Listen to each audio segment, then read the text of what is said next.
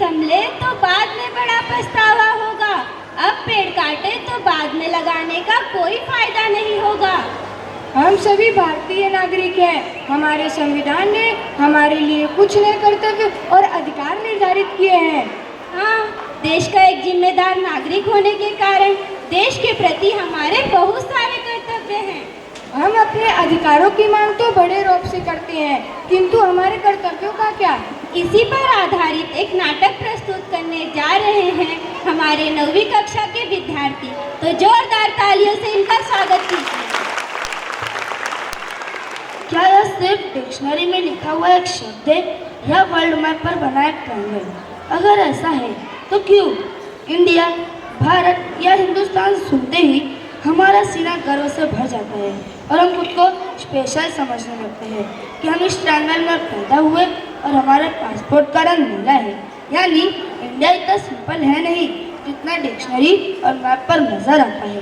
बात थोड़ी गहरी है, पर आज मौका है तो इस बात पर बात की जाए, इस शब्द की गहराई में उतरा जाए। इंडिया की असली ग्लोरी छुपी है इंडियननेस में, यानी भारतीयता में। भारतीयता एक सिर्फ नेशनलिटी नहीं है, भरी पूरी शाश्वत विचारधारा है। इसी विचारधारा से उत्प्रोत हमारे संविधान ने हमारे लिए कुछ कर्तव्य दिए और कुछ अधिकार भी। अधिकारों की बात तो हम बड़े रौब से करते हैं, पर कर्तव्यों का क्या? इन्हीं कर्तव्यों से संबंधित हम प्रस्तुत करते हैं हमारी प्रस्तुति। आइए देखते।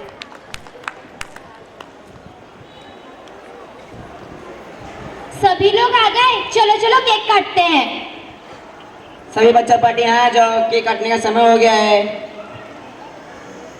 Happy birthday to you, happy birthday to you, happy birthday dear Samar, happy birthday to you. May god bless you, may god bless you, may god bless you dear Samar, happy birthday to you. चलो चलो हम लोग photo खींचते हैं। एक दूसरे से करते हैं प्यार हम, एक दूसरे के लिए बेकरार हम, एक दूसरे के वास्ते मरना पड़े तो है तैयार हम, है तैयार हम।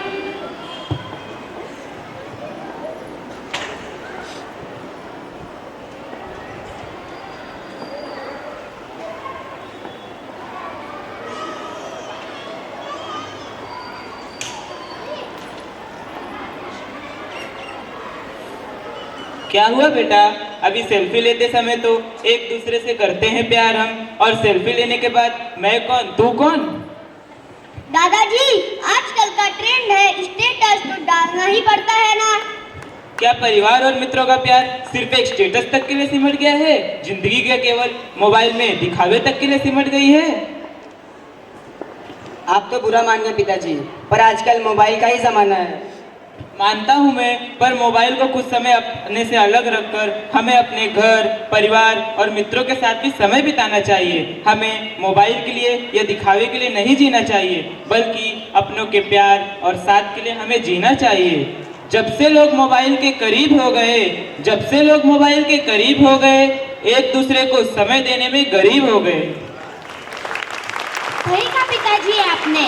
आज से फैमिली टाइम में नो मोबाइल। चलो ठीक है, अब सभी लोग सो जाओ, कल हमें घूमने भी तो जाना है।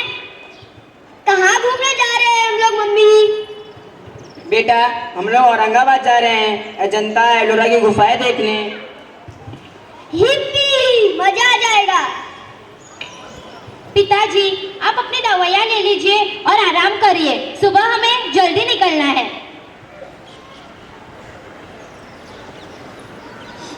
सभी लोग तैयार हो गए? गाड़ी वाला या घर से कचरा निकाल, गाड़ी वाला या घर से कचरा निकाल, गाड़ी वाला या घर से कचरा निकाल, गाड़ी वाला या घर से कचरा निकाल। मम्मी, कचरा वाले आ गए, कचरा दे दो। अरे समर बेटा, ये तुम क्या कह रहे हो? क्या हुआ दादाजी? कचरा ही तो देने के लिए कहा है। बेटा, तुमने उन्हें कचरा वाला कहा है, वो कचरा वाले नहीं हैं। कचरा वाले तो हम हैं, क्योंकि कचरा हम करते हैं। वो तो सफाई वाले हैं, वो सफाई करते हैं। माफ कर दीजिए दादाजी, मुझसे गलती हो गई, आगे से मैं ऐसा कभी नहीं बोलूंगा। और साथ में ये भी ध्यान रखना कि देश तभी साफ होगा जब इसमें सबका हाथ होगा। स्वच्छता को अपनाना है, देश को स्वस्थ बनाना है। सभी लोग तैयार हो गए? जरूरत का सामान ले लिया, खाने पीने का सामान ले लिया, बस अब हमें निकलना चाहिए। रुकिए मम्मी, अभी हम कुछ बातें भूल रहे हैं। क्या बोल रहे हैं बेटा? सब कुछ तो ले लिया। मम्मी किचन में चलिए और आइए, हम चेक करें कि गैस बंद है या नहीं। आओ बेटा, चेक कर लेते हैं। गैस बंद है, मैंने मेन नॉब भी बंद कर दिया है। अब खुश?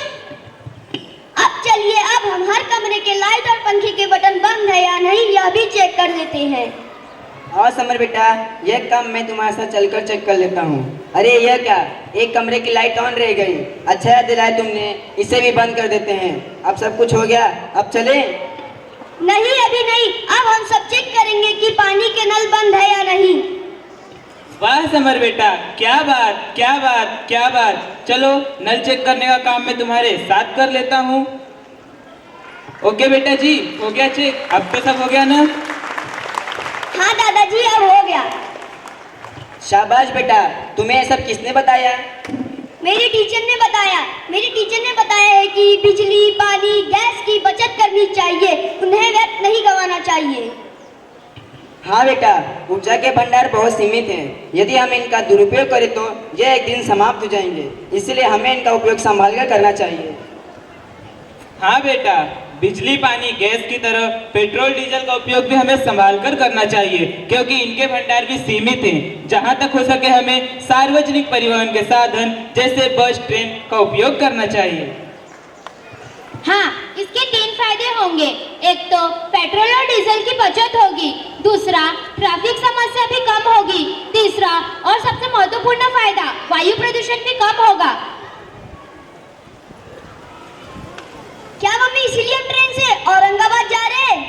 हाँ, सही पकड़े हैं। ऊर्जा को बचाने का करें हम संकल्प, ऊर्जा को बचाने का करें हम संकल्प, पृथ्वी पर जीने का यही है विकल्प। सही कहा पिताजी।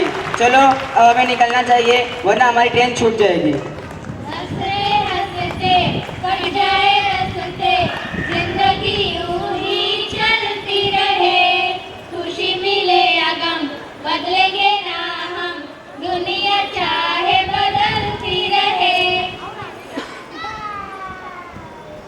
वाह, कितनी सुंदर और शानदार गुफाएं हैं। हाँ बेटा, ये यूनेस्को द्वारा घोषित विश्व धरोहर है। इन्हें राष्ट्रकूट वंश के शासकों ने बनाया था। ये 5वीं और 10वीं शताब्दी में बने थे। यह मंदिर केवल एक खंड को काटकर बनाया गया है और इसका निर्माण ऊपर से नीचे की ओर किया गया है। हाँ बेटा, यही तो हमारे देश की विरासत है, हमारे देश का गौरव और हमारी पहचान है। सैकड़ों सालों पहले बनी है गुफाएं, आज ये उन्हें बनाने वालों को याद कर रहे हैं। मैं जाकर जगह जगह पर अपना नाम लिख देता हूँ। सैकड़ों साल तक तो नहीं, कुछ साल तक जरूर लोग मुझे याद करेंगे। अरे समर बेटा, ये तुम क्या करने जा रहे हो? ऐसा करके तुम हमारी सांस्कृतिक विरासत को नुकसान पहुंचाओगे। हमारी सांस्कृतिक धरोहरें एवं स्थापत्य कलाओं की रक्षा करना, इन्हें सुरक्षित रखना हमारी जिम्मेदारी है। बेटा, न तो हमें स्वयं इन्हें नुकसान पहुंचाना चाहिए और न ही दूसरों को पहुंचाने देना चाहिए। यहाँ इसी तरह तो लोग घूमने आते हैं। यहाँ आकर लोग इन स्मारकों पर अपने नाम लिख जाते हैं या भद्दी बातें लिख जाते हैं। यहाँ आकर लोग कचरा फैलाते हैं। यह हरकतें न केवल इन स्मारकों को नुकसान पहुँचाते हैं, बल्कि साथ साथ हमारे देश का नाम भी खराब करते हैं। सांस्कृतिक विरासत ये जो अपनी है, बड़े बुजुर्गों की पहचान है असली। बचाकर इन्हें तुम सब रख लो, सीख कुछ तुम इनसे सीख लो। आइए अपने देश के धरोहरों को बचाएं, क्योंकि यही हमारी वैभवशाली इतिहास की आंखें हैं। समझ गया मेहमान, ना तो मैं अब इन सांस्कृतिक धरोहरों को नुकसान पहुंचाऊंगा, ना दूसरों को पहुंचाने दूंगा। चलो अब अपने घर चलते हैं। हंसते हंसते कट जाए जिंदगी यूं ही चलती रहे, खुशी मिले अगले के नाम, दुनिया चाहे बदलती रहे। क्या हुआ बेटा, आज ऑफिस नहीं जाना क्या? अभी तक घर पर हो? नहीं पिताजी, आज छुट्टी है। आज घर पर बैठकर बस आराम करूंगा। छुट्टी किस बात की? आज कोई त्योहार है क्या? नहीं, कोई त्योहार नहीं, आज तो इलेक्शन है ना, इसलिए आज घर पर बैठकर बस आराम करूंगा। तो बेटा, हमें तो वोट डालने चलना चाहिए। ये तो हमारा अधिकार भी है और हमारा कर्तव्य भी। ये अधिकार मुझे नहीं चाहिए, मुझे आज बस आराम चाहिए। बेटा, अगर हमारे देश का हर नागरिक इसी तरह सोचने लगे तो हमारा देश कैसे चलेगा? यदि हम अपने मतदान के अधिकार का उपयोग कर अपने कर्तव्यों का निर्वाह नहीं करेंगे तो हम हमारे देश को एक अच्छा प्रतिनिधि कैसे दे पाएंगे? चुनाव हमारे लोकतांत्रिक देश की एक सुदृढ़ नींव है।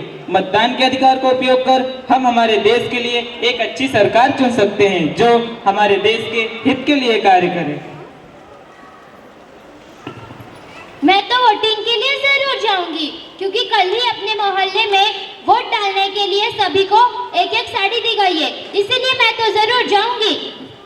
नहीं बेटा, किसी भी उम्मीदवार द्वारा दी गई लालच में आकर हमें अपना मत नहीं देना चाहिए। हमें प्रतिनिधियों के कार्यों को देखकर सोच समझकर अपना मत देना चाहिए। माफ कर दीजिए पिताजी, मैं किसी लालच में आकर मतदान नहीं करूंगी, बल्कि अपने देश के हित को सबसे ऊपर रखकर सही उम्मीदवार का चुनाव करूंगी। आइए नाश्ता कर लीजिए, फिर हम वोटिंग के लिए चलेंगे।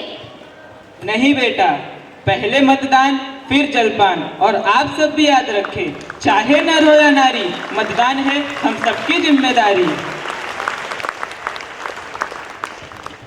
मेरी टीचर ने हमें पढ़ाया था कि मतदान हमारा मूलभूत अधिकार और राष्ट्र कर्तव्य है, इसलिए जागरूक लोगों की एक ही है पहचान, सब जन करेंगे अपना मतदान।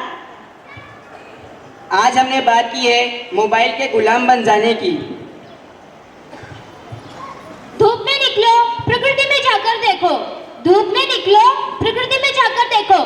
जिंदगी क्या है, मोबाइल हटाकर देखो। आज हमने बात की है स्वच्छता के प्रति अपनी जिम्मेदारी की। बीमारियों का भूत भगाओ, स्वच्छता का मंत्र अपनाओ। आज हमने बात की हमारे सांस्कृतिक धरोहरों की। हमारी सांस्कृतिक धरोहरें हमारी पहचान है, इनकी रक्षा करना हमारी जिम्मेदारी है। आज हमने बात की है मतदान की। याद रखें, जो करे राष्ट्र उत्थान उसी को करेंगे हम अपना मतदान। आशा है आप लोगों को हमारी ये छोटी छोटी सीख जरूर याद रहेगी। तो देखा आपने, ऐसी छोटी छोटी बातों और आदतों को अपनाकर हम किस तरह पर्यावरण, प्रकृति और देश की सुंदरता और लोकतंत्र की रक्षा कर सकते हैं। देश का नागरिक होने पर गर्व का एहसास कराती, देश का नागरिक होने पर गर्व का एहसास कराती, नागरिकों में कर्तव्य की भावना, देशभक्ति का पाठ पढ़ाती। कर्तव्य की भावना अधिकारों को यूं परिभाषित कर जाती, कर्तव्य की भावना अधिकारों को यूं परिभाषित कर जाती, हमारे समाज को एक नई दिशा दे जाती।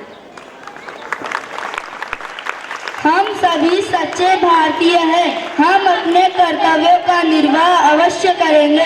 जय हिंद, जय भारत। धन्यवाद।